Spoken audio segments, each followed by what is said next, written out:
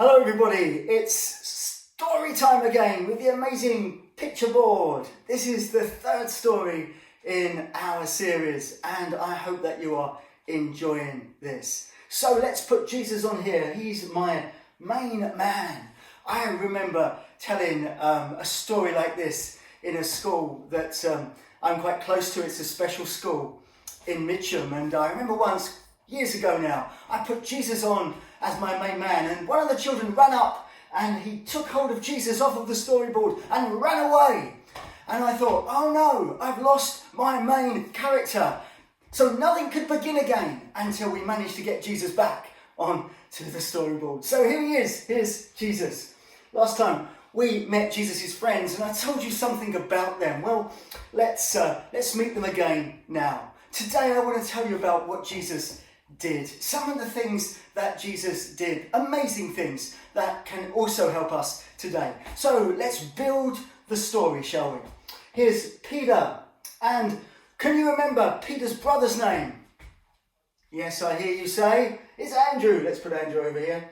And here's John. And John's brother? James. Here's James. Put James over here. Okay, let's put all the others up in a big group. And now I'm not going to mention all their names, but you might be able to remember them. But let me put Judas on the end. Let's say Boo when we talk about Judas, okay? One who was only really pretending to be Jesus' friend.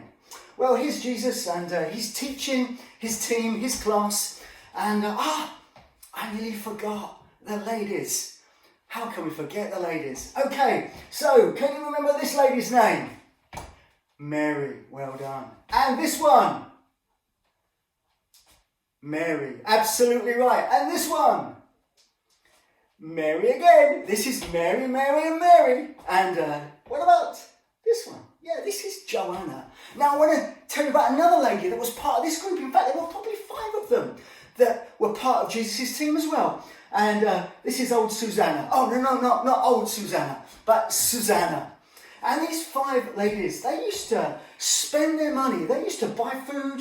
They used to hire places for these guys to all hang out and meet whilst they were travelling around doing their work. So the ladies were really, really an important part of the team at that time. Okay, let's put some more people here, shall we, on our storyboard. So this is one of those times where Jesus is teaching the people, and he would command a crowd. In fact, when Jesus taught, no one fell asleep, just like your teachers at school, I'm sure. They are amazing teachers as well. Well, Jesus, when he taught, people listened. It was as though, in fact, it was God speaking to them. It was like, wow, that really makes sense, but that really helps. That stops me worrying. And when Jesus spoke, he spoke with authority. He also showed amazing power. So people came to listen to him. Here's a shepherd. There were lots of shepherds around at the time of Jesus. Let's put some more ladies over here and make a big crowd, actually. Jesus would teach outside. He would teach on the hillsides. Many people, look, these guys are pointing. Maybe he's saying, there's Jesus over there. And they're running to get a good seat or a good place to listen. This man here, we put him sitting down. He's a blind man. Well, in the Bible, you can read how Jesus opened the eyes of the blind. He opened the ears of the deaf. People that couldn't walk, he spoke to them and they walked. People that were sick, he made well again. Wow, Jesus did some amazing things, and he can still help us today, even when we're going through really hard times like some of you are at the moment. Well, let's put this man over. He's a priest, and he came to listen to what Jesus had to say. But let me tell you about this man here. Okay, move Jesus down a little bit. This man's name is Jairus. Can you say Jairus? Yeah, Jairus. So Jairus was like the leader. He was the guy in charge at the Jewish church, which was called the synagogue. And his little girl got sick. And she got so sick that he was really worried about her. And so he came to Jesus, knowing that Jesus was helping people, making them better. He ran to Jesus. He falls down and he says to him, Master, my little girl's at home and she's sick. Please, would you come and make her better. So Jesus said, I'll come with you. And so Jesus started to walk with Jairus, and they made that journey towards his house. Well, let's put some more people on the board here. Here's an older lady. I want you to see that all sorts of people came to listen to Jesus, the old and the young. Remember I told you about a soldier? What kind of soldier is he? Yes, a Roman soldier. Now, while Jesus was on his way to Jairus' house, another lady came along. And this lady had been sick for 12 years, a long, long time. In fact, she'd been to the doctor, she'd spent her money. No one could make her better again. But she'd heard about Jesus. She came to him and she got down on her hands and knees. Now, no one knew this. No one knew what she was doing. Remember, the crowd's all around Jesus. He's actually walking at this time off to Jairus' house. And the Bible tells us that she said to herself, I believe if I just touch Jesus' coat, the bottom of his coat, I believe God will make me better again.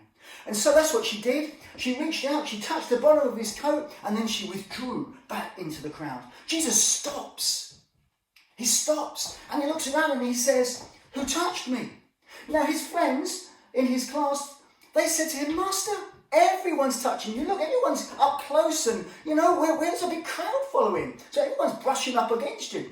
But Jesus said, no. And Jesus was meaning this. Someone has just trusted in me. Someone has just put their faith in me. We would say today, someone has prayed to God and God has heard their prayer. Someone has prayed believing that God can make a difference at this time. And so he called out. And this lady who was really worried, thinking she was going to get told off, she came forward to Jesus. When Jesus saw her, he was so pleased. And he said to her daughter, lady, he said, go. Because you believed, God has made you well. Be free of your suffering. Wow. That was amazing. And that was so good. Everyone was so happy. But at the same time, people began to be sad. And I'll tell you why. Because while Jesus was doing that, some people from Jairus' house came up to Jesus. And they came up to Jairus because they weren't there yet. And they said, Jairus, don't worry Jesus anymore. Your daughter has died. Jairus was devastated. He was so upset. Maybe he began to cry. But Jesus heard what these people were saying to Jairus, and he turns to him. And it's kind of like he took him aside like this. And Jesus speaks to Jairus and he says these. Listen to these words. Do not be afraid. Just believe. Do not worry. Just believe. And then Jesus carried on the journey with Jairus close beside him to Jairus' house. Now, that must have been really, really hard for Jairus, because I wonder, he was probably thinking, what do I believe? My daughter's died. What do I believe? But Jesus was still coming. And the Bible says that he came to Jairus' house. People were crying outside.